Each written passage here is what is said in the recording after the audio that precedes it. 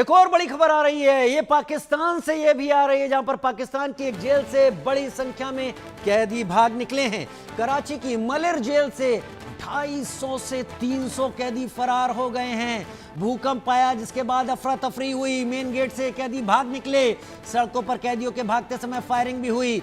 80 से ज्यादा कैदियों को दोबारा पकड़ा गया, एहतियातन कैदियों को बाहर निकाला गया था, लेकिन भूकंप के दौरान कैदी को बाहर निकालना, कैदियों ने समझा कि उन्हें रिहाई मिल गई है। और अब भी अगर बात समझी जाए तो 170 कैदी फरार हैं। और ये कैदी किन मामलों में बंद हुए थे अभी तक ये साफ नहीं हो पाया है, लेकिन मलिर जेल से निकले इन 80 कैदियों को तो पकड़ लिया गया, लेकिन 170 से ज्यादा कैदी अभी फरार हैं।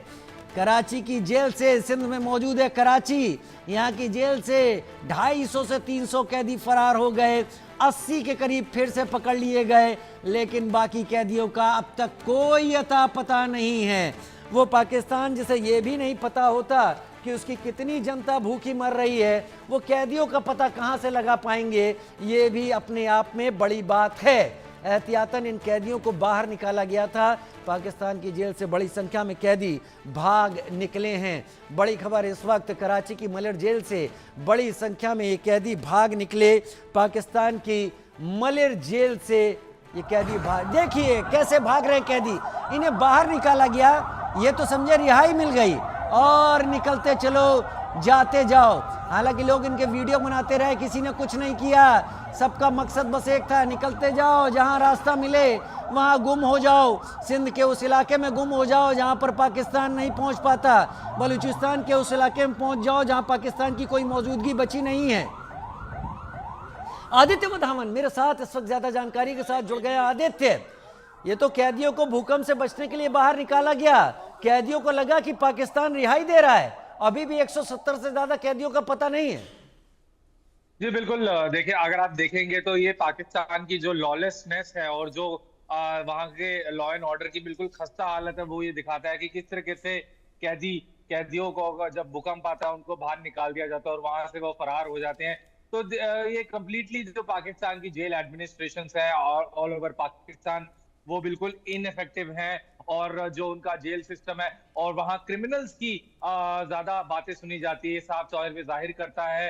और जितने भी वहाँ आतंकी हैं, आतंकियों को जो वो प्रिविलेजेस एंजॉय करते हैं पाकिस्तान एडमिनिस्ट्रेशन और आईएसआई के अंडर, तो ये साफ तौर पे जताता है कि किस तरीके से पाकिस्तानी सरकार जो है जो फेल हुई है हर फ्रंट पे, चाहे वो कैदियों को रखने की बात हो, चाहे आतंकवाद की बात हो। तो ये देखने वाली बात रहेगी कि अब किस तरीके से ये कैदी जो है मिलके किसी टेरर ग्रुप के साथ, किसी आतंकी ग्रुप के साथ जुड़ जाएंगे, क्या वो तालिबान के साथ जुड़ जाएंगे। तो ये बहुत ही एक शर्मनाक बात है पाकिस्तान अथॉरिटीज के लिए। जी राजीव, बहुत शर्मनाक बात है पाकिस्तान अथॉरिटीज के लिए। लेकिन आदित्य, बड़ा सवाल यहां पर यह कि ये भागे हुए कैदी क्या हैं? क्या है छोटी मोटी चोरी में, हत्या के मामले में, या हत्या की कोशिश के मामले में है, या फिर इनमें से कुछ ऐसे भी हैं जिन पर टेरर के इल्जाम हैं? जी बिल्कुल, कोई ना जितने भी ये कैदी थे अलग अलग क्राइम की वजह से वो जेल में थे। किसी ने चोरी चकारी, किसी ने मर्डर की वजह से, या फिर बहुत से जो और हम कैदी हम मान सकते हैं कि वो टेरर केसेस की वजह से अंदर थे, क्योंकि पाकिस्तान जो होता है टेरर के केसेस पे लोगों को बंद तो करता है, लेकिन जब जब कोई दूसरी फॉरेन कंट्री बोलती है कि इन्होंने आतंकवाद करा है, तब वो नकार देता है कि ये हमारे जो है देश के नागरिक नहीं है। तो ये पाकिस्तान की एक पुरानी आदत है। लेकिन ज्यादातर ऐसा मान सकते हैं कि ज्यादातर कुछ रिपोर्ट्स के मुताबिक कि ज्यादातर जो कैदी थे पाकिस्तान की मस्जिद जेल में कराची में, वो जो थे वो टेरर आतंकियों ज्यादातर आतंकवाद की वजह से जेल में थे। और अब देखने वाली बात होगी कि क्या पाकिस्तानी जितने भी पाकिस्तानी अथॉरिटीज हैं और आईएसआई और पाकिस्तान की जो लोकल पुलिस है, क्या वो इन जो कैदियों को वापस ढूंढने में ढूंढ पाती है या नहीं, ये देखने वाली बात रहेगी। ये देखने वाली बात होगी। बने रहिए आदित्य वधावन हमारे साथ, क्योंकि एक और बड़ी खबर आ रही है जहां पर पाकिस्तान में पुलिस और कैदियों के बीच गोलीबारी हुई है। ये कराची से ही जुड़ा मामला है, जहां कराची की मलिर जेल के पास जबरदस्त फायरिंग हुई है। 250 से 300 कैदी जेल तोड़कर फरार हो गए।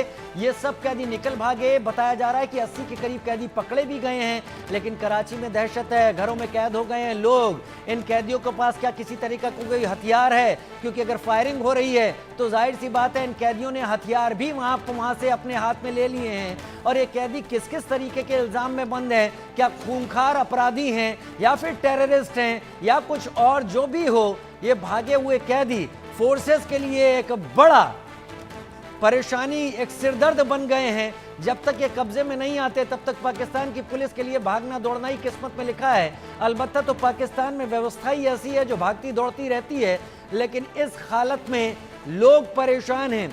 आदित्य वधावन, पूरे कराची में एक तरीके से लोगों में अफरा तफरी है, लॉलेसनेस आप कह रहे थे, लगता है हर कहीं है, लोग घरों में कैद हो गए हैं।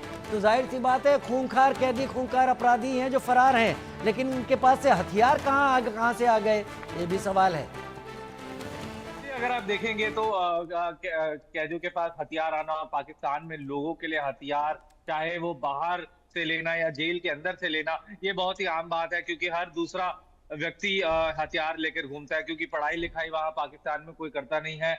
और इसी शुरू से ही उनको जो है आतंकी कैंप्स में भेजने की तैयारी हो जाती है। जो पाकिस्तान में जो आतंकी गुट है, लश्कर है, जैश है, उनके ग्राउंड पर काफी वर्कर्स हैं पाकिस्तान में, जो ऐसे गरीब घरों से बच्चों को फुसलाकर उनको आतंकी कैंप ट्रेनिंग में जो ट्रेनिंग कैंप है, आतंकी कैंप, वहां भेजा जाता है। चाहे वो ज्यादातर पीओके में जो जितने भी ट्रेनिंग कैंप पाकिस्तान चला रहा है, ये सारे जैश ए मोहम्मद हो या जमात उद दावा हो या लश्कर हो, तो ये इस तरीके से एक मोडस ऑपरेंडाई है पाकिस्तान में, पूरे पाकिस्तान में जो ऑपरेट करता है। और इनके लिए जो है कोई भी असला लेना कोई बहुत बड़ी बात नहीं है, क्योंकि हर दुकान में पाकिस्तान में असला मिलता है। जी, हर दुकान में पाकिस्तान में असला मिलता है, वो इनके लिए कोई बड़ी बात नहीं है। लेकिन कराची इस वक्त पूरी तरीके से परेशानियों में है। और सबसे बड़ी बात ये कि पिछले कुछ दिनों से सिंध में भी बहुत ज्यादा प्रदर्शन हो रहे हैं। कराची पोर्ट सिटी भी है, वहां पर पाकिस्तानी नेवी का भी एक बड़ा बेस है और कराची के जरिए बहुत कुछ व्यापार होता है। ये 200 के करीब जो कैदी हैं, ये वाकई पूरे कराची को दहशत में डाल सकते हैं अगर ये इनका पता नहीं चलता है जल्दी तो।